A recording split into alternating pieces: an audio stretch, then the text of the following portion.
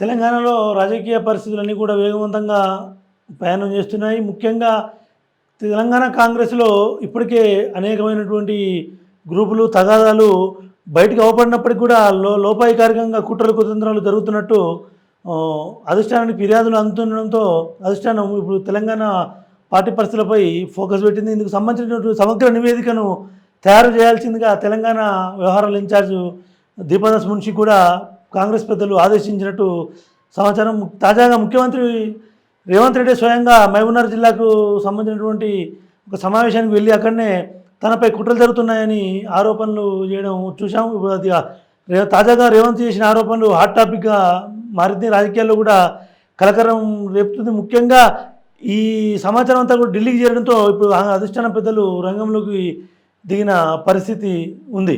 ముఖ్యంగా రేవంత్ రెడ్డికి సంబంధించి కొన్ని వీడియోలు కూడా కొంతమంది సామాజిక ఉద్యమకారులు, కొంతమంది రాజకీయ విశ్లేషకులు రేవంత్కు సర్కారుకు ముప్పు ఉందని, అదేవిధంగా రేవంత్ రెడ్డి బీజేపీలోకి వెళ్తాడని, రేవంత్ రెడ్డి మోడీకి టచ్లో ఉన్నాడని అనేక ఆరోపణలు చేస్తూ యూట్యూబ్లో వైరల్ కానుండడంతో నష్ట నివారణ కోసం కాంగ్రెస్ అధిష్టానం స్వయంగా రంగంలో దిగింది. దీనికి సంబంధించి కాంగ్రెస్ పార్టీ కీలక నేత కేసీ వేణుగోపాల్ ప్రత్యక్షంగా పర్యవేక్షిస్తున్న సమాచారం.